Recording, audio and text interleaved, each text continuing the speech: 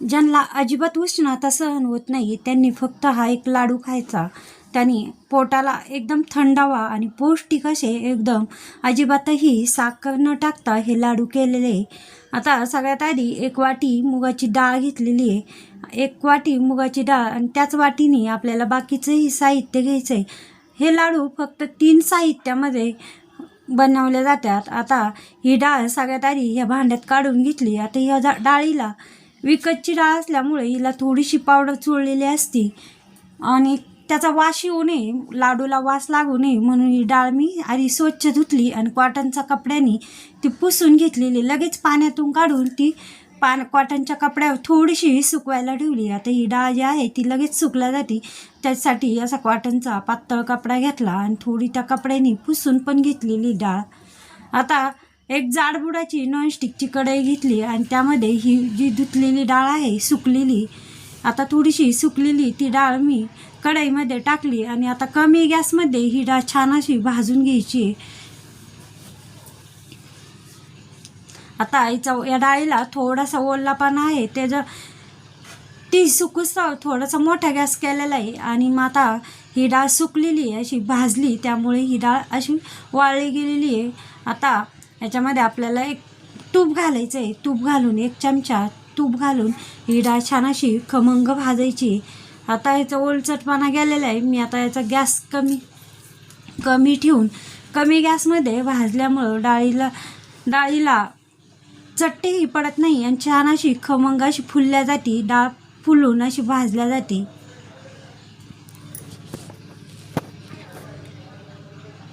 आता डाळीला थोडासा कलर बदलायला लागलेला आहे, म्हणजे थोडीशी आता मुगाची डाळ ही पिवळी असते, पिवळीची थोडीशी लालसर अशी दिसायला लागलेली आहे. गॅस कमीच ठेवलेला आहे, कमी गॅसमध्येच भाजायची आहे.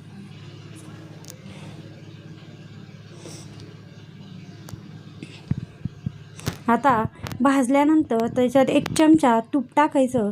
तुपामुळे डाळ अशी थोडीशी तळून निघाली जाते आणि डाळीला खुसखुशीतपणा येतो, म्हणून तूप टाकून भाजल्यामुळं आणि एकदम मस्त असा खमंग सुगंध येत आहे. डाळीचा भाजतोय तूप आणि डाळ भाजलेली आहे, त्यामुळे तूप टाकल्यानंतर पुन्हा 2 ते 3 मिनटं ही डाळ चांगली भाजून घ्यायची.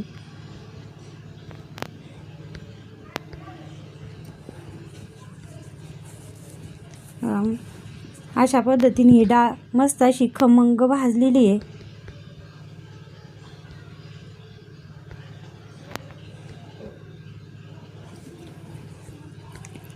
आता फुल गॅसमध्ये भाजली असती तर ही डाळ जळाली असती, तिला असे काळे चट्टे पडले असते. आता त्यामुळे कमी गॅसमध्ये भाजली ती एकदम फुलल्यासारखी अशी आणि डागही पडलेले नाही आहे.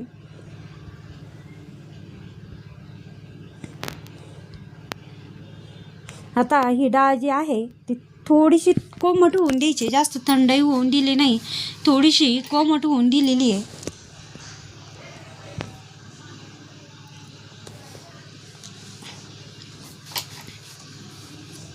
आता ही जी डाळ आहे ती मिक्सरच्या भांड्यामध्ये काढून घेऊन ती छान असं पीठ काढून घ्यायचं आहे.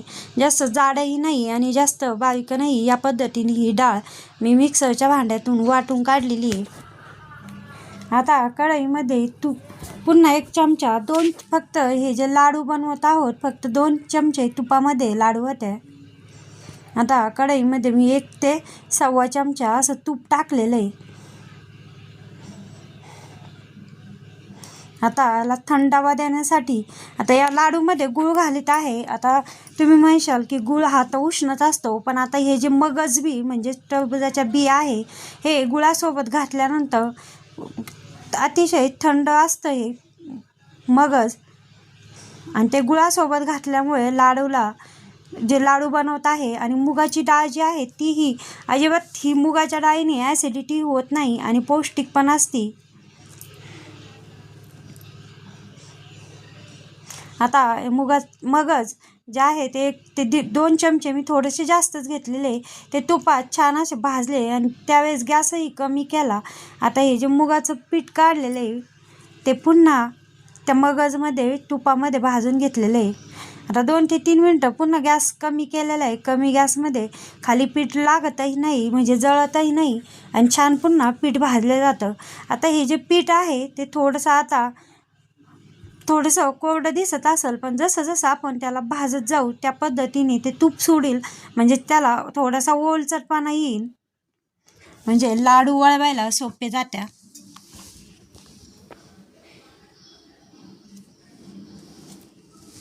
आता यामध्ये मी ज्या वाटीने डाळ घेतली होती त्याच निम्म्या वाटीलाही कमी असं दूध टाकलेलं आहे आणि दूध टाकून पुन्हा हे 5 मिनटं कमी गॅसमध्ये भाजून घेतलेलं आहे. आता भाजल्यानंतर पुन्हा ज्या वाटीने डाळ घेतली होती त्याच वाटीने कापलेला गूळ घेतलेला आहे. 1 वाटी जेवढी डाळ घेतली तेवढाच गूळ घेतलेला आहे. आणि गोड कमी असेल तर लागत असेल तर थोडासा गूळ कमी केला तोही चालेल. आता याचे थोडेसे असे गोळे गोळे झालेले आहे दुधामुळं, आणि गूळ कापून घेतलेला आहे. आता गुळाचे थोडे खडे होते, मग आता त्याला उष्णता लागल्यामुळं गुळाचेही थोडेसे असे गोळे झालेले आहे, पण ते असे वाटीनी दाबल्यामुळे पटकन असे ते गोळे फुटल्याही जातात आणि मुगाच्या डाळीचं जे पीठ केलेलं आहे त्याच्यात व्यवस्थित असे मिक्सही झालेले आहे.